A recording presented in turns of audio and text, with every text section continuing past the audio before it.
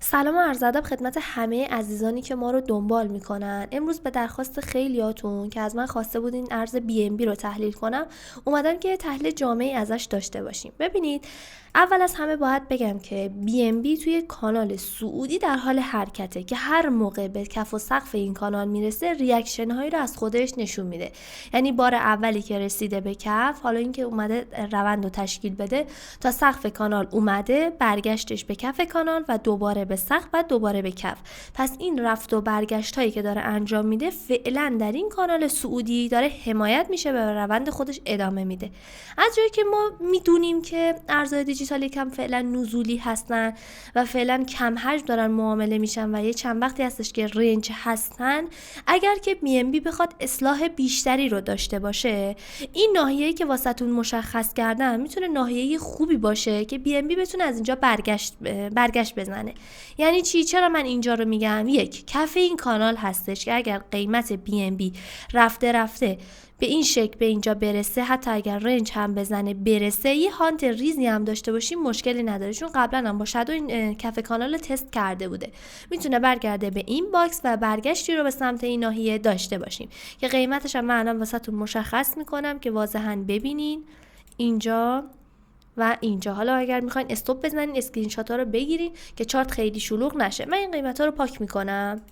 اگر که این ناحیه از دست رفت، یعنی BNB اومد حالا یا مومنتوم نزولی قوی گرفت، اخباری اومد، نمیدونم شرایط طوری شد که ریزش بیشتری رو کریپتو بخواد تحمل کنه، ما انتظار اینو میتونیم از BNB داشته باشیم که بعد از اینکه حالا اینجا رنجی زد، حالا یه بالایی تا این ناحیه هم زد، پس اگر بخواد ریزش بیشتری داشته باشه میتونیم بگیم که این باکسر هم اگر بشکنه دیگه به قصد برداشتن لیکویدیتی ها و نقدینگی های این زیر میاد حرکت میکنه.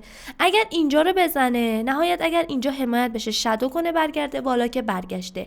اگر اینجا هم بخواد پرقدرت رد بکنه، باکس دومی که من براش مشخص کردم اینه که این دوتا نقدینگی رو بزنه، اینجا یه الگوی برگشتی قرص و محکمی ببینیم، شونه چپ و برداره و بعد به سمت تارگتی که مشخص کردم حرکت کنه. از طرفی هم اگر یه تارگت بلند مدت تر واسه ارز BNB بخوایم داشته باشیم که ارز فاندامنتال داریه، نمیدونم مارکت کپش بزرگه، حجم نقدینگیش بالاه، نمیدونم رتبه داره کوین مارکت کپ، پس ببینید ارز BNB فاندامنتال داره واسه کسایی که میخوان سرمایه گذاری حالا بلند مدت داشته باشن روش، یا حالا نوسان بگیرن. واسه نوسان گرفتن میشه مثلا اینجا رو بگیرین یه بالا زد بفروشین، ولی واسه کسایی که میخوان نگه دارن اینجا یه پله بعدی هم اینجا که میانگین میفته این وسط و تا تارگت هایی که براتون مشخص کردم، یکی این باکس و این باکس میتونین حرکت کنیم و از BNB انتظار رشد داشته باشیم اگر که شرایط بازار البته خوب بشه و اینکه بخواد یه صعودی رو مجدد داشته باشه، چون قبلا هم ما دیدیم که پرقدرت به سمت بالا با تامین نقدینگی هاش و مومنتوم صعودی که داشته سمت بالا حرکت کرده. خب ببینید، اگر من میخوام مشخص بکنم تارگت ها رو براتون، قیمت ها رو هم داشته باشین، یکی اینجا بوده، یکی اینجا هستش واسه نگه داشتن قیمت. یعنی من خودم باشم اگر BNB رو تو این دوتا باکس بخرم، رو باکس اول 70 الی 80% رو کلا نقد میکنم. حالا هر چقدر که میخواد سرمایه‌تون باشه، یکی 10 میلیونه، یکی 100 میلیونه، یکی 1 میلیارد، هر چقدر، من 70-80% رو اینجا نقد میکنم. اگر اومد پایینتر دوباره میخرم، اگرم که رد کرد ما تا این تارگت با مابقی پولم میرم بالا. یعنی اینجا من دیگه کلا تقریبا خروج و سیو سودمو میذارم. چرا؟ چون بازار کریپتو رو دیدین دیگه، یهو میبینی یه رگ سعودی ثبت میکنه، دوباره مجددا به سمت پایین حرکت میکنه. پس اگر روی این دوتا باکس خریدی انجام دادین، 80% نقدینگیتون رو اینجا خارج کنین و 20% باقی مونده رو حالا این وسطای راه یواش یواش اگر تارگتی حالا طبق سبک خودتون دارین، ما صرفا اینجا داریم بهتون راهنمایی میکنیم و نقاط خرید و فروش بهتون میدیم، ولی باز هم تصمیم نهایی با خود شماست و سبک استراتژی خودتونم برای خودتون باید برتری داشته باشه. یعنی اگر شما اومدی تارگتی در آوردی که اینجا میافتاد، به حرف تحلیل خودت گوش کن. ما صرفا اینجا سیگنال خرید و فروش نمیدیم، ما فقط داریم پیشنهاد میدیم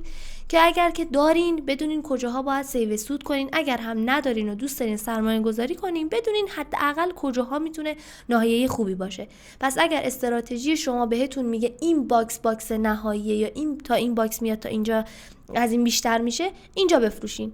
پس ما صرفا داریم بهتون پیشنهاد میدیم. از طرفی هم باکس های پایین اگر بخوام براتون قیمت ها رو مشخص کنم، زیر رنگش هم من تغییر بدم، مثلا سبزش میکنم، قیمت ها رو داشته باشین، ناحیه لیکویدیتی رو هم داشته باشین و همینطور باکس بالا. پس قیمت های ما برای خرید میشن ناحیه های سبز و پرایس های سبز و ناحیه فروشمون میشه این قرمزا، باکس های قرمزی که واسهتون مشخص کردم.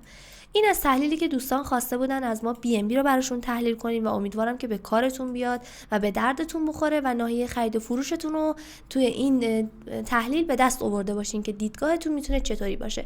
حالا در ویدیوهای بعدی تحلیل‌های دیگر رو براتون قرار میدم. هر چیزی هم که خواستین تحلیل بشه حتما تو کامنت ها برامون بنویسین که ما بتونیم اونا رو بررسی کنیم واسهتون و بتونیم یه دیدگاهی بهتون بدیم. اگرم دوست داشتین از این تحلیل لذت بردین، کانال ما رو سابسکرایب کنین، زنگوله بالا رو هم بزنین که ویدیوهای بعدی خیلی خفن‌تر از این هستش و میخوام که گواهی سپرده های کاتودومس و نقره رو اینا رو براتون توی کارگزاری نحوه خرید و فروش و ثبت نامشون رو بهتون توضیح بدم. اگر که مایل بودین و تمایل داشتین که یاد بگیرین که بتونین سرمایه گذاری داشته باشین روی فلزات گرانبها، ویدیوهای بعدی رو از دست ندین. شما رو به خدای بزرگ میسپارم.